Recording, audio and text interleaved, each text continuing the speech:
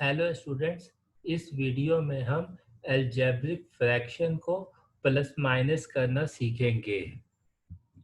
सबसे पहले हमने अलजेब्रिक फ्रैक्शंस को 3 केसेस में डिवाइड कर दिया। फर्स्ट केस में डिनोमिनेटर सेम है, a and a। Second case में डिनोमिनेटर डिफरेंट है, a एंड b। और थर्ड केस में पावर इसकी डिफरेंट है। एक डिनोमिनेटर में a की पावर 1 है और डिनोमिनेटर में a की पावर 3 है। अब ये 3 अलग किस्म के केसेस हैं। इसको हम कैसे सॉल्व करेंगे, इस चीज़ को समझिएगा। सबसे पहले हम केस 1 को लेते हैं। फ्रैक्शन के प्लस माइनस के सम को हम एलसीएम की मदद से सॉल्व करते हैं। डिनोमिनेटर का एलसीएम ले लेते हैं। सबसे पहले हम डिनोमिनेटर का एलसीएम ले लेते हैं।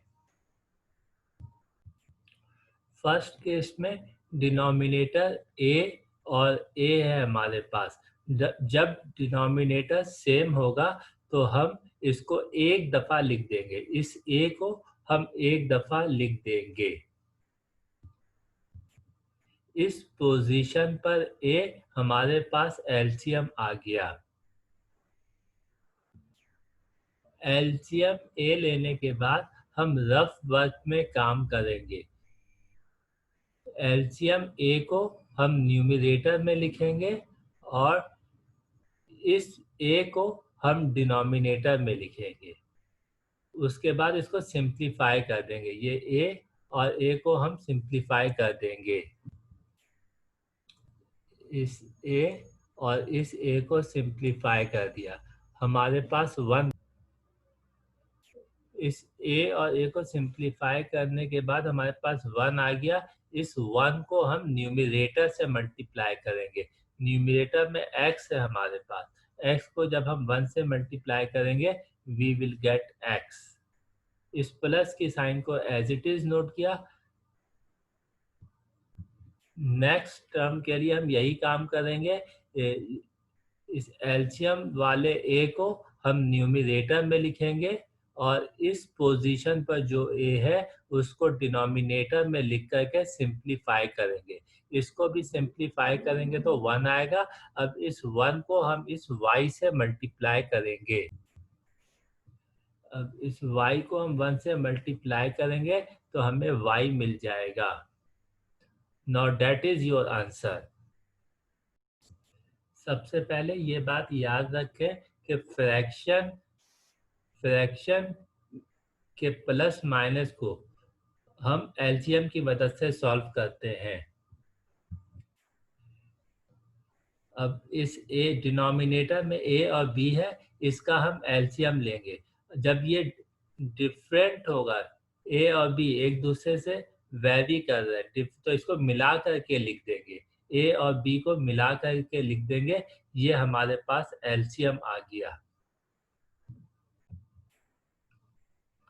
अब इस ए बी को हम न्यूमरेटर में लिखेंगे और डिनोमिनेटर में इस ए को लिख देंगे। इस ए को डिनोमिनेटर में लिखेंगे और उसके बाद हम सिंप्लीफाई कर देंगे। न्यूमरेटर में एलसीएम वाली चीज़ लिखेंगे, डिनोमिनेटर में इस ए को लिखेंगे।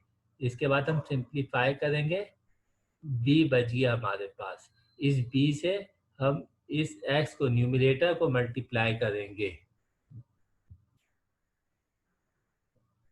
इसको सिंप्लीफाई करने के बाद जो b बचा है उस b से हम न्यूमरेटर को मल्टीप्लाई करेंगे। b को x से मल्टीप्लाई करेंगे तो we will get bx। इस प्लस की साइन को एज इट इज नोट कर दिया। यही प्रोसीजर हम इस टर्म के लिए रिपीट करेंगे।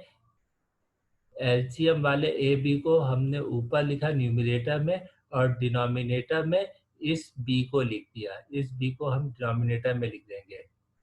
उसके बाद हम इसको सिंप्लीफाई कर देंगे। ये b से b कैंसिल हो गया। इस b से ये b कैंसिल हो गया। a आ गया आपके पास। इस a से हम न्यूमरेटर को मल्टीप्लाई कर देंगे।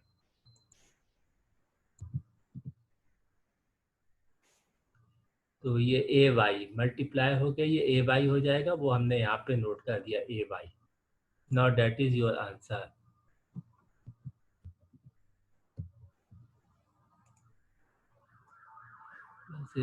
इन दोनों केसेस में सबसे पहले एलसीएम लेने का तरीका सीखिएगा। अगर ये सेम है, डिनोमिनेटर सेम है, तो हम उसको एक दफ़ा लिख देंगे। ए एंड ए ये सेम है तो इसको एक दफ़ा लिख देंगे। डिनोमिनेटर सेम नहीं है, ये ए है और ये बी है, अगर डिनोमिनेटर सेम नहीं होगा तो उसको मिला करके लिख देंगे। ए और बी हमने मिला करके लिख दिया। ये सेकंड केस हो गया। फर्स्ट केस और सेकंड केस को समझिएगा। और थर्ड केस में हम क्या करेंगे, ये थर्ड केस हमारे पास है डिनोमिनेटर में ए और ए क्यूब। तो इसमें जो हम एलसीएम लेंगे वो बड़ी पावर को ले लेंगे।